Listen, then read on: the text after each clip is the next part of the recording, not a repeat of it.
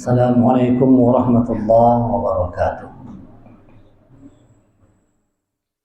Jemaah rahimakumullah, mari sama-sama kita buka pertemuan pada malam hari ini dengan membacakan basmalah. Bismillahirrahmanirrahim. Innal hamdalillah nahmaduhu wa nasta'inuhu wa nastaghfiruh wa na'udzu billahi min shururi anfusina wa min sayyiati a'malina. Man yahdihillahu fala mudilla lahu wa man yudlil fala hadiya lahu. Asyhadu an la ilaha illallah wa asyhadu anna Muhammadan 'abduhu wa rasuluh la nabiyya ba'da. Allahumma salli wa sallim ala Muhammad Rasulillah wa ala alihi wa sahbihi wa man tabi'ahum wa walahu ila yaumil qiyamah. Rabbi shrah li sadri wa yassir li amri wahlul 'uqdatam min lisani yafqahu qawli. Rabbi zidni 'ilma warzuqni fahma. وقال الله تعالى في القرآن الكريم أعوذ بالله من الشيطان الرجيم يا أيها الذين آمنوا اتقوا الله حق تقاته ولا تموتن إلا وأنتم مسلمون. Wahai orang yang beriman, bertakwa kepada Allah dengan benar, dan jangan kalian mati kecuali dalam keadaan sebagai orang yang berserah diri kepada Allah sebagai seorang muslim. Ya ayyuhan nasu taqu rabbakum alladzi khalaqakum min nafsin wahidah wa khalaqa minha zawjaha وبث منهما رجالا كثيرا ونساء واتقوا الله الذي تساءلون به والأرحم إن الله كان عليكم رقيبا. يا أيها الذين آمنوا اتقوا الله وقولوا قولا سديدا يصلح لكم أعمالكم ويغفر لكم ذنوبكم ومن يطع الله ورسوله فقد فاز فوزا عظيما. Alhamdulillah, kita bersyukur kepada Allah atas segala limpahan rahmat, taufik dan hidayah serta maghfirah ampunan yang senantiasa Allah berikan kepada kita semua. Salawat dan salam semoga tercurah kepada Nabi kita Nabi Muhammad sallallahu alaihi wasallam beserta kerabat, sahabat dan pengikut beliau hingga akhir zaman. Dalam sebuah hadis Rasulullah bersabda, "Ala wa inna fil jasadi mudghah wa idza salahat salahal jasada kulluh wa idza fasadat fasadal jasada kulluh ala wahiyya qalbu." Ketahuilah bahwa di dalam dirimu ada segumpal daging. Kalau segumpal daging itu baik, wa idza salahat salahal jasad kullu. Kalau segumpal daging itu baik, maka baiklah semuanya. Semuanya baik.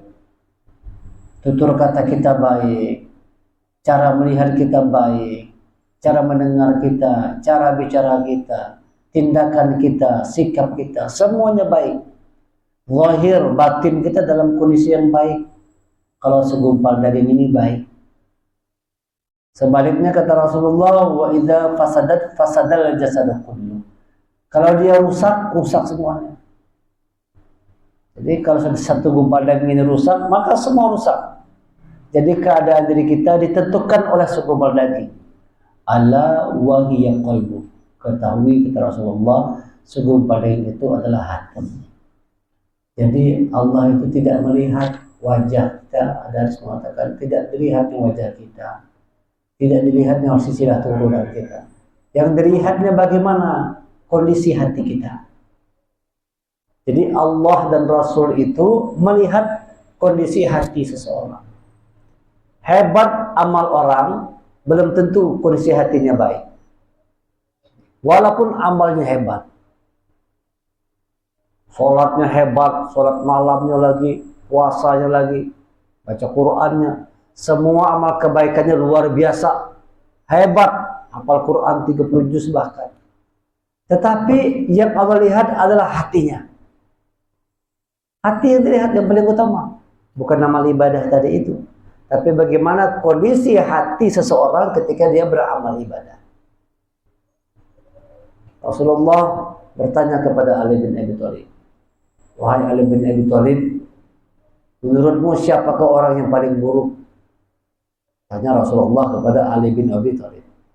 Lalu jawab Ali bin Abi Thalib, orang yang paling buruk itu adalah orang yang membunuh ontanya Nabi Sulaiman, ontanya Nabi Soleh. Orang yang membunuh ontanya Nabi Soleh, onta yang keluar dari gunung, dari batu keluar onta, dibunuh oleh orang. Kata Ali bin Abi Thalib, itu orang yang paling buruk. Kata Rasulullah, itu benar itu. Tapi itu dulu. Kalau sekarang siapa? Kalau sekarang ini siapa orang yang paling buruk? Wahai Ali. Nah, kata Ali bin Thalib, yang paling tahu Allah dan Rasulnya. Lalu Rasul bersabda, orang yang paling buruk nanti adalah orang yang membunuh diri. Orang yang paling buruk itu, kata Ali bin Abi Thalib, adalah orang yang membunuh dirimu. Ternyata yang membunuh Ali bin Abi Thalib ini adalah seorang laki-laki yang hafal Quran 30 juz. Hafal Quran sudah 30 juz. Namanya Abdurrahman bin Muljam. Hafal Quran 30 juz. Ketika Ali bin Abi Thalib sedang sholat dalam kesunyian malam sendirian, dipenggalnya kepala Nabi Thalib. Yang membunuhnya adalah orang yang sudah hafal Quran 30 juz. Rasul mengatakan ini orang yang paling buruk. Dan ketika Abdurrahman bin Muljam ditangkap ya, itu sepanjang jalan dia berzikir terus. Hebat. Luar biasa kan. Hafal Quran berzikir. Sampai dipenggal kepalanya dia tetap berzikir. Mungkin kalau orang melihat, wah ini apa nih? Dia husnul khotimah. Kalau orang melihatnya, berzikir terus sampai dipenggal kepalanya, dia menyebut nama Allah. Tapi Rasul mengatakan dia adalah orang yang paling buruk. Kenapa? Banyak orang yang baca Quran, banyak orang berzikir, tidak sampai ke dalam hati, sebatas di mulut saja. Kata Umar bin Khattab, suatu saat nanti ada suatu masa di mana orang-orang ini mudah menghafal Quran, ini mudah. Bacaannya hebat-hebat, sholatnya hebat-hebat, ibadahnya hebat-hebat, tapi yang dia kerjakan tidak sampai ke dalam hati. Tidak sampai ke dalam hati. Sampai tenggorokan sini aja ketemu. Banyak orang membaca Quran, tapi Qurannya dibaca hanya sebatas tenggorokan, tidak menembus ke dalam hati. Sekarang hebat orang, ada sebulan hatam Quran 30 juz, ada tempo sebulan hafal 30 juz. No, luar biasa benar kalau sebulan aja bisa hafal. Sedangkan Umar bin Khattab itu menghafal Al-Baqarah 2 tahun setengah. 2 tahun setengah baru tuntung Al-Baqarah. Ketika selesai hafal Al-Baqarah, langsung dia syukuran nyembelih kambing. 2 tahun setengah. Orang sekarang luar biasa banget. Hafal Quran sebulan gini ada sudah. Tetapi apakah Quran yang dibaca, yang dihafal itu sampai ke dalam hati atau tidak, itu yang perlu menjadi bahan koreksi kita. Karena tidak semua orang yang membaca Quran, orang yang beribadah, apa yang dikerjakan itu sampai dalam hatinya. Apa tanda seseorang beribadah? Jadi semua amal ibadah yang kita kerjakan, mulai kita syahadah, mulai kita sholat, puasa, zakat, haji, termasuk rukun iman. Kita beriman kepada Allah, kepada malaikat, kepada kitab, kepada Rasul, kepada hari kiamat, qadar dan qadar. Kita beriman.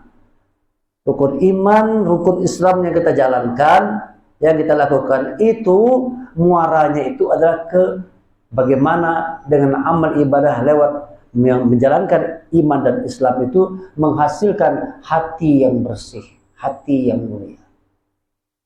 Itu. Agar dengan beriman kepada Allah, hati kita mulia. Agar dengan kita melaksanakan rukun Islam itu, hati kita mulia. Pergi haji dengan hati, dengan pergi haji, hati kita mulia. Tapi persoalannya, apakah semua orang yang haji hatinya mulia? Tidak. Apakah semua orang yang sholat hatinya mulia? Tidak. Tidak. Fawilul musallin, ada orang sholat tapi celaka. Ada orang haji tapi mardut. Ada. Tertolak haji. Ada.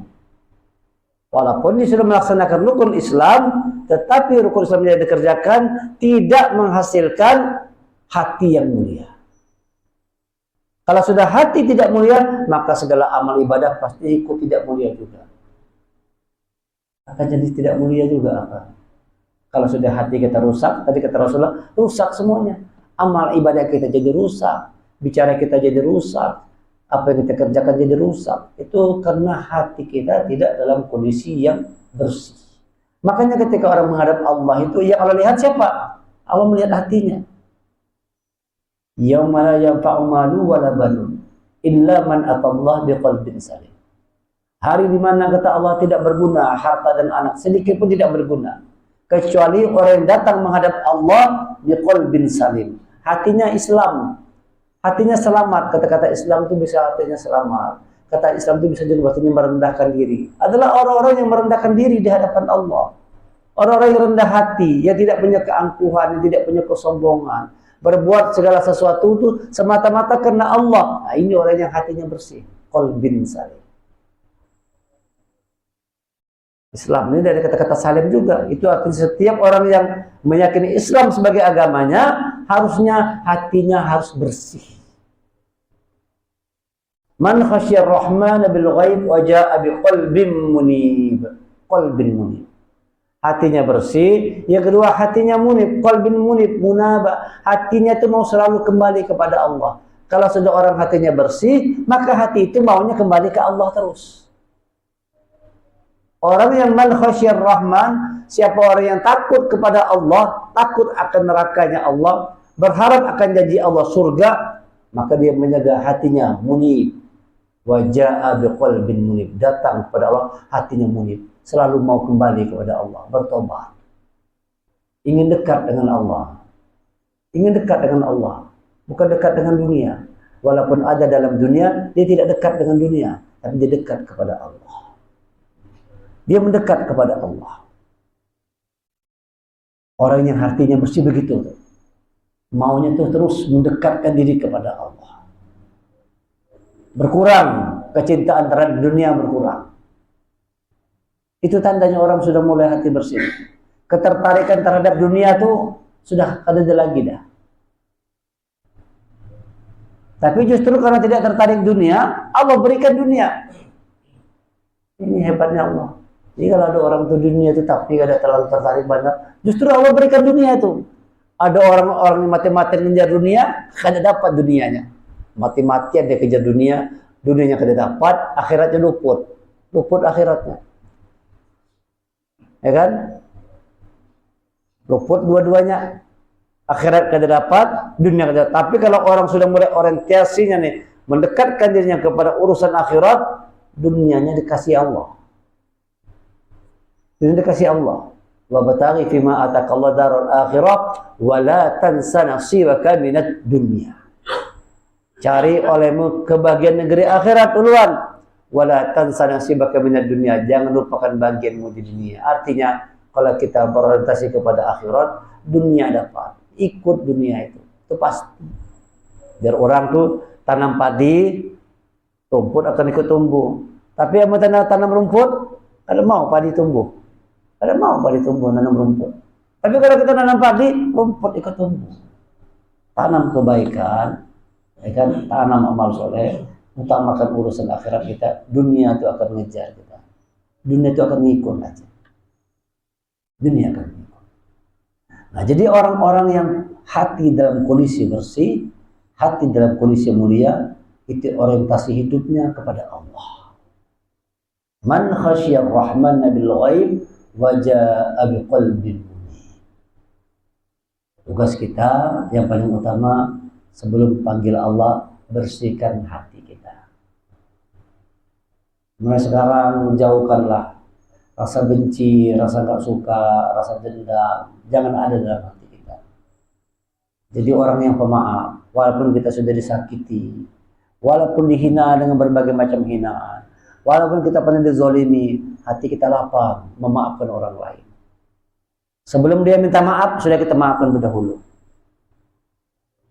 Ini nih, ini orang yang hati mulia. Tidak pun orang minta maaf sama kita sudah maafkan berdahulu. Tanda orang yang hati bersih itu begitu. Hati tadi tidak menyimpan rasa permusuhan, itu tidak ada. Rasa dendam, dengki, iri hati, benci itu tidak ada. Yang ada rasa kasih sayang aja. Rasa kasih sayang. Itu orang kondisi hati bersih. Dan Allah melihat seseorang di akhirat nanti bagaimana ketika dia kembali kepada Allah, kondisi hatinya seperti apa. Itu yang Allah perhatikan. Buatlah setiap amal yang kita kerjakan itu membuat hati kita tambah baik. Membuat hati kita hidup. Hidup hati kita. Ya kan? Tadinya kita ini mudah benar marah. Mudah benar sakit hati. Mudah benar dendam dengki. Tapi setelah kita sholat, kita mengaji, hilang semua sifat buruk tadi. Sifat buruk hilang. Tanda orang itu hatinya hidup, 3 tandanya. Seseorang yang hatinya mulai hidup, tandanya 3. Nah, ini kita bisa jadi kontrol. Sudah punya kada 3 kita. Yang pertama, orang yang hatinya hidup, orang yang hatinya bersih, yang pertama adalah karakternya, sifatnya, akhlaknya bertambah baik. Itu aja dulu ukuran sederhana, nomor 1 itu dulu. Kita lihat aja. Sholat yang kita kerjakan, puasa yang kita kerjakan, ibadah-ibadah yang kita kerjakan, Quran yang kita baca, sudahkah membuat akhlak kita bertambah baik atau tidak? Tambah baik atau tidak kita? Tambah rendah hati atau tidak? Tambah dermawan atau tidak? Semakin penyabar atau tidak? Datang tidak sikap ridho, sabar, ikhlas, proses syukur? Datang tidak? Datang. Jadi orang yang hati mulia itu akan bersama dengan sifat-sifat yang baik. Kalau sudah hati baik, pasti sifatnya baik. Kalau hati baik, baik semuanya. Orang akan baik sifatnya kalau hatinya baik. Tapi kalau orang hati kada baik, wah, lihat aja sifat kelakuan. Walaupun dia bertopeng dengan kebaikan, seperti Abdurrahman bin Muljam tadi, topeng kebaikan, hafal Quran 30 juz, predikat ulama, predikat Pak Kiai, tapi tidak menjadi jaminan dia orang hatinya mulia. Tidak menjadi jaminan. Yang Allah lihat seseorang itu adalah bagaimana hatinya. Dengan hati atau kada. Makanya kalau orang mengatakan dasar si itu kada punya hati, nah, orang menyebutnya kada punya hati. Orang jahat kada punya hati, lalu kayak orang Israel itu orang nyebut kada punya hati sama sekali, sudah orang itu. Mati sudah hatinya. Kenapa? Dari mana tahu hatinya mati? Kelakuannya buruk. Jadi orang-orang yang hati mati ini kelakuannya buruk. Ucapannya buruk, tindakannya buruk.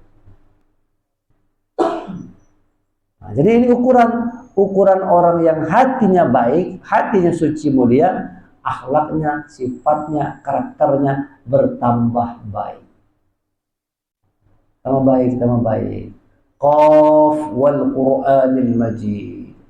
Qaf demi Quran yang majid, yang mulia, yang tumbuh berkembang. Majid itu artinya tumbuh berkembang. Jadi kalau sudah orang membaca Quran, tumbuh berkembang. Apanya yang tumbuh berkembang? Bukan badan fisiknya. Kalau fisik itu sunatullah, tumbuh berkembang. Tetapi yang tumbuh berkembang itu karakternya tambah baik. Tumbuh berkembang. Akhlaknya bertambah mulia. Tumbuh berkembang. Coba kalau kita baca Quran, tumbuh berkembang dah akhlak kita. Jangan sampai sebagaimana orang yang kebanyakan, ada orang yang mengaji ini rajin mengaji, kemana-mana mengaji, tapi akhlak tidak bagus juga. Lawan orang itu masih dengki aja. Mengaji kemana-mana, tapi kalau berpandir nyambati orang aja. Mengaji ya, tapi saya berpandir nyambati orang. Bisa juga ustadznya yang disambatinya. Ustadznya bicara depan, dasar, tak sampai hatinya. Padahal rajin mengaji kemana-mana. Padahal rajin mengaji. Jadi tidak ada jaminan ini bahwa orang yang rajin ngaji, rajin sholat pasti mulia hati. Belum ada jaminan. Belum ada jaminan. Belum ada jaminan. Itu media untuk membersihkan hati. Lewat sholat, bersihkan hati kita. Begitu. Dengan puasa, dengan zakat, hati kita bertambah bersih. Tapi tidak semua orang yang berzakat hatinya bersih. Ada orang berzakat riya dan tidak bersih. Ada orang yang baca Quran tidak bersih hatinya. Quran mengatakan wa amal ladzina fi qulubihim marad fazadahum rijsan ila rijsihim wa matu wa hum kafirun.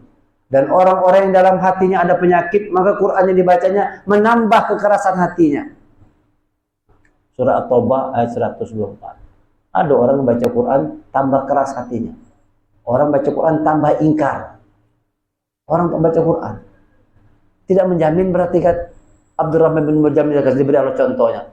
Hafal Quran 30 juz. Lihat, sudah hafal di Quran 30 juz tapi dia membunuh Ali bin Abi Thalib.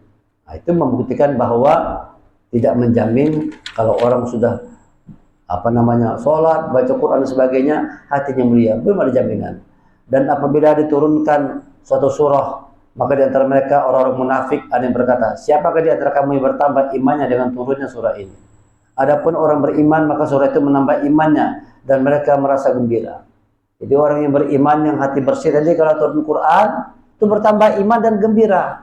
Jadi ketika diingatkan dengan ayat-ayat Quran, hatinya senang, gembira, bahagia. Alhamdulillah, diingatkan aku. Alhamdulillah. Kalaupun dia menangis, tangisnya bahagia. Tapi kata Allah, wa ammal ladzina fi qulubihim marad fazadathum rijsan ila rijsihim wa matuhum kafirun. Dan tidaklah mereka, dan adapun orang-orang yang di dalam hatinya ada penyakit, maka dengan surah itu akan menambah kekafiran mereka yang telah ada dan mereka mati dalam keadaan kafir.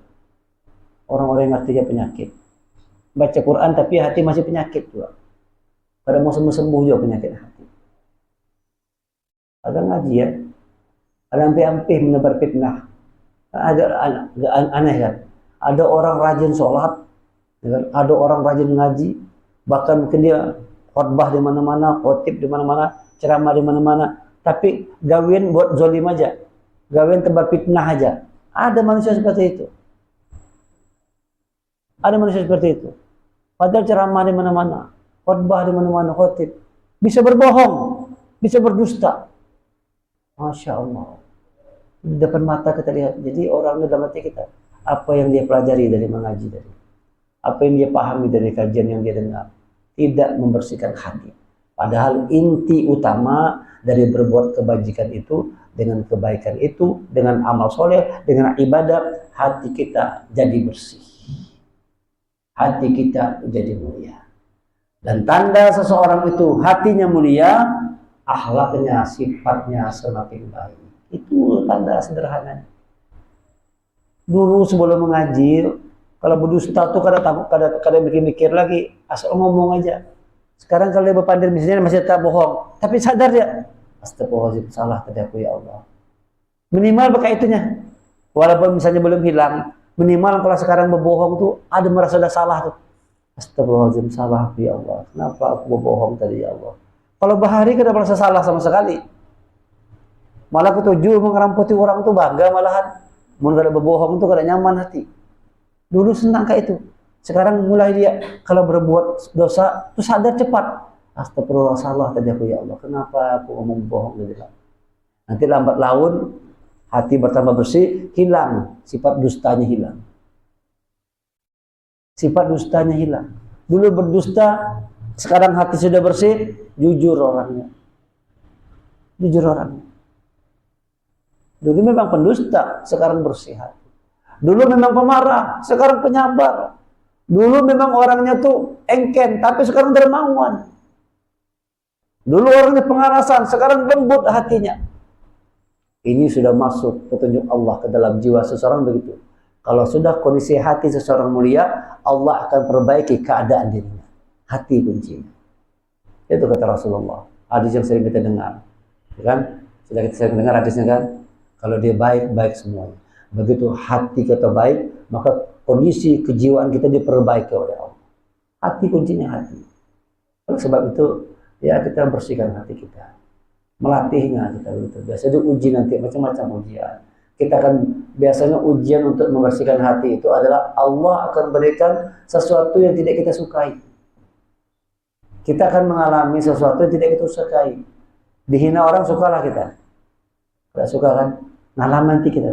Orang yang mau Allah bersihkan hatinya pasti ngalami. Dihina orang. Ada kayak Ustaz Adi Hidayat tuh. Kurang apa tuh? Itu kurang apa? Dahsyatnya Qur'annya. Kajian. Banyak aja masih orang yang menghujat. Ayo. Kurang apa lagi? Orangnya luar biasa, ilmu luasnya lembut, orangnya lembut. Kalau kita ketemu tuh orangnya lembut benar, orangnya rendah hati benar. Kalau ketemu beberapa kali tuh rendah hati benar orangnya tuh. Di sekolah bapak di mana? Sekolah bapak di mana? Nggak jauh Pak Ustadz, dari sini lebih kurang 15 kilo, kayak 15 menit lah. Kayak tidak sempat mungkin ke sana. Nanti kami kirim paket ke sekolahan. Orangnya lembut benar. Yang segitu pun masih banyak yang menghujat. Kenapa? Karena memang Allah sedang ingin membersihkan hatinya. Jangankan sedangkan Nabi Muhammad kurang apa lagi? Ayo. Nabi Muhammad kurang apa? Manusia terbaik di muka bumi ini kekasih Allah, luar biasa contoh terbaik, masih banyak yang membencinya. Dia mengalami hal-hal yang tidak menyenangkan, bukan cuma hinaan. Kalau kita ya paling dihina aja kan. Kalau Nabi Muhammad bukan cuma dihina, dilempar batu, diludahi, sujud, ditaruh kotoran kepalanya, mau dibunuh dan sebagainya. Padahal ini manusia mulia yang hatinya bersih, hatinya lagi menghadapi tajamnya lidah orang, kasarnya perbuatan orang kepada Rasulullah. Apalagi kita. Ini kalau kita mengalami sesuatu yang tidak kita senangi, itu tandanya Allah sedang ingin membersihkan hati kita. Jangan cepat kita negatif thinking dulu. Begitulah cara Allah. Diberinya kita sesuatu yang tidak kita senangi. Supaya kita sabar menghadapinya. Kenapa aku dihina orang? Kenapa begini? Kenapa begitu? Itu cara Allah membersihkan hati kita. Pelan-pelan hati kita dibersihkan. Jadi hadapi setiap masalah yang datang itu dengan kesabaran aja. Jadi kalau kita terbiasa sabar, nanti insya Allah lambat laun hati keras akan melunak. Menghadapi istri, menghadapi anak, menghadapi teman, di pekerjaan, dimanapun kita, usahakan hati kita semakin lunak, lembut. Kita bicara dengan orang lain, buat hati kita semakin lunak hati kita. Bersihkan hati kita. Kikis, buang jauh-jauh sifat buruk dalam jiwa kita itu. Buang jauh-jauh. Hilangkan segala macam keburukan, ganti dengan kebaikan. Nah ini tanda orang yang hatinya mulia itu, tanda orang yang hatinya dibersihkan oleh Allah, sifatnya, karakternya, akhlaknya tambah baik. Jangan begitu-gitu aja, jangan standar aja, tapi lakukan peningkatan terus.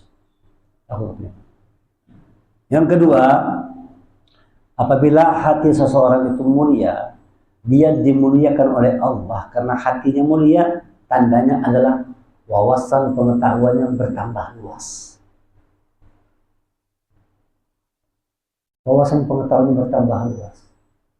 Yarfa'illahu alladhina amanu minkum walladhina utul ilma darajat.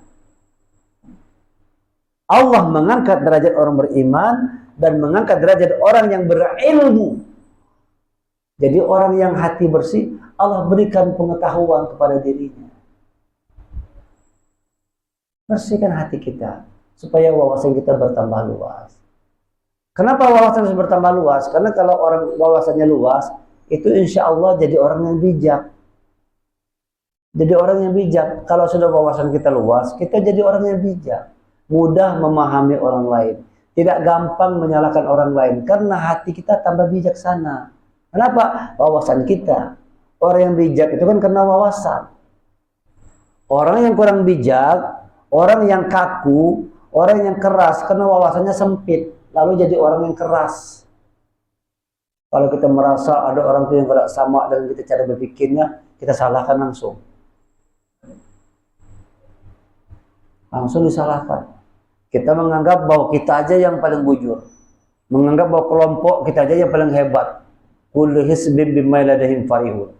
Tiap-tiap golongan terpecah dan setiap kelompok merasa yang paling harap, merasa yang paling hebat, merasa yang paling benar. Itu terjadi sekarang. Berkelompok-kelompok, bergolong-golongan, dan setiap golongan itu merasa dialah yang paling benar. Harusnya tidak demikian. Tidak demikian. Jangan pernah merasa bahwa kita yang paling benar. Jangan merasa kita yang paling benar. Nah ini insya Allah kalau kita punya wawasan pengetahuan, kita tidak mudah mengatakan kita yang paling benar, orang lain salah. Kita punya sikap, oh dia begitu karena ini alasannya, dia begini karena ini alasannya. Itulah yang diceritakan oleh Rasulullah. Orangnya bijaksana. Orang berdebat soal bacaan Quran yang berbeda-beda datang kepada Rasulullah. Ya Rasulullah, ini kami baca Quran kami beda-beda nih, beda-beda baca Quran kami. Mana yang bujur? Nah, coba baca kata Rasulullah. Bujur, kamu benar. Coba kamu baca juga, kamu juga benar. Coba kamu lagi, kamu juga benar. Akhirnya semua damai. Semua damai. Karena Rasulullah tidak menyalahkan. Rasul mengatakan semuanya benar. Karena mungkin ketika Rasul mengajarkan, beda-beda. Nah, pada yang namanya qiraah 7, qiraah 10, dalam ada qiraah 7, ada qiraah 10 dalam baca Quran. Macam-macam. Ada wadduha, ada wadduhe, beda-beda. Ini yang disalahkan. Kalau kita kada luas wawasan kan, begitu orang baca wadduhe wallaili idza saje, kita kan bingung, kenapa baca Quran kayak itu. Tapi kalau orang yang punya wawasan pengetahuan luas, oh, dia mengambil qiraah ini yang diambil. Dia mengambil qiraah ini. Ghairil maghdubi alaihim waladhdha. Ada waladhdha ada. Waladhdha. Nah kayak bunyi dha bunyinya ada. Ada yang ihdinas ngambil shad, ada yang ihdinas ngambil sin, ada juga. Kalau kita kada belajar, kita akan menganggap salah. Padahal kita yang kurang paham. Ada ilmunya, cuman kita kada boleh berbarangan, kecuali kita tahu ilmunya. Tahu ilmunya. Kalau kada paham ilmunya yang biasa umum ya, yang kita baca namanya qiraah al-hafaz, hasimin hafaz. Itu yang kita bawa, yang kita paham. Ya kan? Jangan kita baca wadduhe, memang bingung jemaah nanti. Apa ini? Artinya kalau sudah hati mulia, wawasan luas, pengetahuan bertambah, dengan itu kita jadi orang yang bijaksana. Orang yang hati mulia itu bijaksana. Bijaksana. Yang namanya bijaksana itu gimana? Selalu melihat sisi baik orang lain. Itu orang yang bijak itu begitu. Selalu melihat sisi baik orang. Tidak melihat salahnya orang. Itu orang bijaksana itu kena melihat sisi baik orang lain. Lalu tumbuh rasa bijaksana. Orang yang hati mulia itu akan Allah berikan hadiah berupa ilmu yang bertambah. Yarfa'illahu allazina amanu minkum wallazina utul ilma darajat. Bertambah ilmu. Ilmu bertambah. Kalau kita pengen selamat dunia dengan ilmu, ingin selamat akhirat dengan ilmu, ingin selamat dua-duanya dengan ilmu penting. Kalau kita banyak kitab, begitu bab pertama tentang ilmu, banyak tentang ilmu. Jadi kita memang perlu menambah wawasan pengetahuan kita supaya jadi orang yang bijak. Karena dengan ilmu itu akan menuntun manusia kepada jalan yang hak, dengan ilmu. Maka Quran di dalamnya ada ilmu. Dia hudan dan dalamnya ada ilmu. Namun yang kita cari bukan ilmu semata-mata, tapi hudannya. Dapatkan hudannya, petunjuknya, nanti ilmu akan datang. Dapatkan dulu hudannya, petunjuknya. Orang yang dapat petunjuk Allah itu wa may yu'min billah yahdi qalbah. Barang siapa yang beriman kepada Allah, maka Allah akan memberikan petunjuk qalbah, ke dalam hatinya. Jadi Allah memberi petunjuk kepada kita itu ke dalam hati kita. Allah memberikan, memasukkan petunjuknya ke dalam hati. Hati yang bagaimana? Hati yang salim, hati yang munib tadi. Hati yang bersih, hati yang mulia, hati yang mau bertobat, yang mau kembali kepada Allah. Orang seperti itu yang kondisi hatinya diberikan hudan, petunjuk oleh Allah. Dan petunjuk oleh Allah. Nah, ini yang kedua. Tanda seseorang itu hatinya mulia, hatinya bersih, bertambah ilmunya, bertambah wawasannya. Yang ketiga, Orang yang hatinya mulia selalu ingin berperan dalam kehidupan. Orang yang hati mulia itu ingin punya peran dalam hidup. Khairun nas anfa'ahum linnas. Sebaik-baik manusia itu yang berguna, bermanfaat. Jadi dia mau di tengah-tengah masyarakat, dia ingin kehadiran dirinya itu ada kebergunaan. Orang yang hati baik itu begitu. Dia ingin kehadiran dirinya di tengah-tengah masyarakat, di tengah-tengah umat, membawa manfaat, membawa kebergunaan. Itu orang mulia. Dia ingin dirinya bermanfaat untuk orang lain. Tapi kalau orangnya itu kotor, terbalik. Dia ingin memanfaatkan orang lain untuk dirinya. Ini orang yang hatinya kada bujur. Dia manfaatkan orang lain untuk keuntungan dirinya. Ini para pemilu nanti banyak kayak itu. Para pilkada dimanfaatkannya orang lain untuk keuntungan dirinya. Diajaknya ustad kampanye untuk keuntungan dirinya. Akun ustadnya kampanye. Waktu mau pemilu didekatinya tuan-tuan guru. Wah, lalu dia hadir dengan tuan guru. Supaya orang melihat, wah, si Jin orang baik juga, kawannya tuan guru, muridnya tuan guru. Kita dukung si Jin. Kenapa? Si Jin murid tuan guru A, tuan guru B. Dia manfaatkan orang lain untuk keuntungan diri. Ini orang yang hati keras begitu. Tapi orang yang hatinya hidup, dia ingin dirinya bermanfaat di tengah-tengah orang lain. Jadi kalau dia kaya, dia ingin kekayaan itu bermanfaat buat orang. Itu sebaik-baik manusia. Khairun nas anfa'ahum linnas. Sebaik-baik manusia yang bermanfaat untuk manusia yang lain. Dikasih Allah harta, maka hartanya berguna, bermanfaat untuk orang-orang lain. Orang merasakan harta kekayaan. Kalau dia berilmu, maka ilmunya bermanfaat buat orang sekitarnya. Dia ajarkan orang. Kalau dia punya kejabatan kedudukan, bermanfaat. Dia bantu agama Allah. Dia bantu kaum-kaum yang lemah. Dia tolong orang-orang yang miskin. Bermanfaat. Beda-beda tipis. Apakah kita ingin bermanfaat atau sebaliknya tadi kita memanfaatkan orang lain? Nah, jangan memanfaatkan orang lain untuk kepentingan kita. Yang benar, jadikan diri kita ini bermanfaat di tengah-tengah umat. Itu tanda orang yang punya hati mulia. Itu tanda orang yang punya hati mulia. Pertama, sikapnya, akhlaknya, karakternya akan semakin baik. Yang kedua, orang yang punya hati yang mulia, ilmu, wawasannya terus bertambah. Bertambah. Jadi kunci utama menuntut ilmu bukan sekedar kepintaran otak kita, tapi kemuliaan hati kita. Bukan terletak pada kepintaran otak kita, tapi kepada kemuliaan hati kita. Kalau orang hatinya mulia itu insya Allah cerdas. Asal orang hati mulia akan jadi orang yang cerdas. Jadi muliakan hati kita, bersihkan hati kita. Yang ketiga, kalau orang hatinya mulia, dia ingin bermanfaat di tengah-tengah umat. Coba kita mengukur dulu kawan-kawan sekalian, sejauh mana manfaat diri kita ini. Manfaat. Ini ada manfaat enggak? Ini ada manfaatnya. Ini keahlian namanya. Keahlian teknologi. Ini ada ulun ngambil peran mengajarkan Quran, tapi Pak Ardian ngambil peran merekam. Nanti ini di share kemana-mana. Jadi dakwah juga. Manfaat. Ada kebergunaan, ada kemanfaatan. Sebagai seorang suami memberikan manfaat yang positif buat istri. Sebagai orang tua memberikan manfaat yang baik buat anak-anak kita. Bermanfaat. Ingin berperan. Orang yang hati bersih selalu ingin punya peran di tengah-tengah kehidupannya. Semakin banyak peran yang bisa kita berikan, semakin bagus. Semakin banyak peran, semakin bagus. Mudah-mudahan kita bisa demikian. Menjadi orang yang berguna di tengah-tengah umat. Mudah-mudahan hati kita dibersihkan oleh Allah. Akhlak kita, karakter kita, sikap kita semakin baik. Wawasan kita terus bertambah. Dan kita semakin berguna di tengah-tengah masyarakat. Itu 3 tanda orang yang hatinya mulai hidup.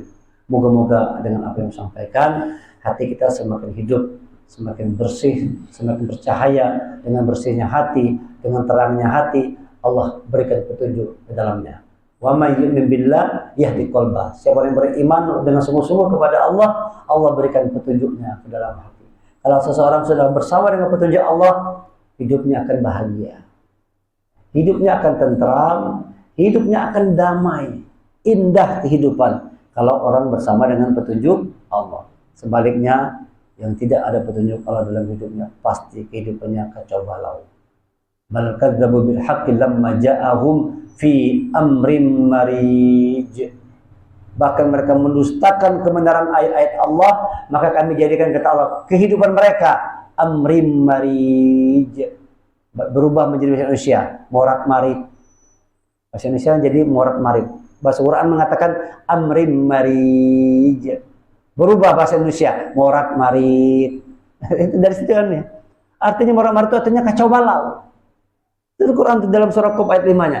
Bal kadzabu bil haqqi lamma ja'ahum fi amrin marij. Mereka mendustakan ayat Allah, maka kehidupan mereka kacau balau. Banyak orang-orang kita ini yang kehidupannya morat marit, kacau balau kehidupan karena dusta terhadap ayat-ayat Allah. Mudah-mudahan kita tidak termasuk orang yang mendustakan ayat-ayat Allah, tapi kita termasuk orang yang mengimaninya. Dengan mengimani ayat-ayat Allah, hati kita hidup. Dengan hati hidup melahirkan segala macam kebaikan. Subhanakallahumma hamdika asyhadu an la ilaha illa anta astaghfiruka wa atubu ilaik. Assalamualaikum warahmatullahi wabarakatuh. Waalaikumsalam.